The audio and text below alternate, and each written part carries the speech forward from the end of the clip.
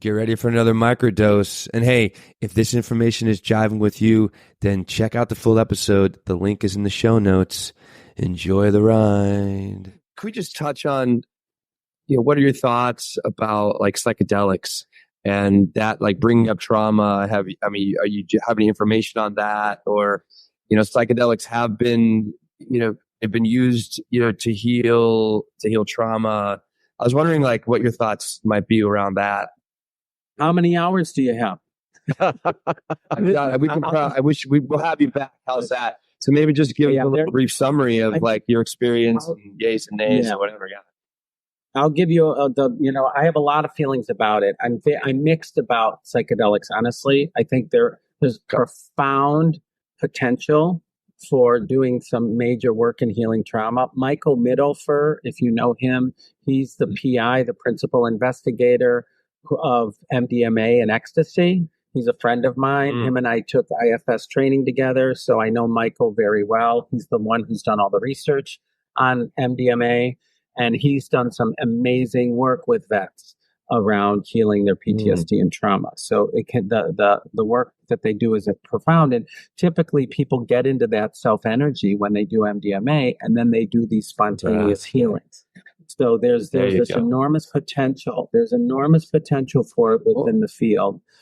There's also a lot of people that are using it in the wrong way. This is the flip side of it. There's this, wow, I can take drugs now, and it's legal, right? And there's a lot of people that are using it underground without the right dosing, without the right support. Yeah. And what I can say to that is if you do it under the wrong conditions, just like any treatment, it can make your PTSD worse. I'm working with a client who did underground psychedelics, got 2 pulse doses, and he's been dissociated for almost 6 years now. He's never been able to recover because it was way too much without the right support. There are drugs. They need to be done in a controlled setting. So I hold both. Right? Some people use them to treat substance abuse. Other people use them abusively and abuse them as substances. So we got to sort it out. There's a lot of potential and there's a lot of downside.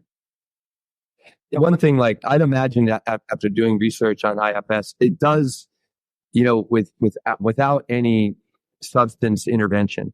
Right, MDMA or even ketamine, I'm sure is helpful. Right. Yes, there is a certain vulnerability that's necessary in order to get into the parts, listen to the parts, speak to the parts. Yes. Well, I'd imagine like substances like MDMA, it's an incredible experience. I imagine it softens the ego and provides a willingness to go to those places. Yes, that's exactly right. And what ends up happening, one of the things you brought up something important, Will, when we have people go to those places, we have them go there and not relive it. Reliving trauma is traumatic. So you've got to find the capacity to be with it instead of in it. And some of those psychedelics are very useful in that. For some people that don't have the capacity to be with it in that loving, gentle way, some psychedelics can help them, do that in that way. So, everybody's different. Everybody has different capacities, and, there's certainly a benefit for it if it's done. Hey, thanks for joining us on this journey. Small doses lead to big changes. If you're vibing with this snippet, then take a listen to the full episode by clicking the link in the show notes.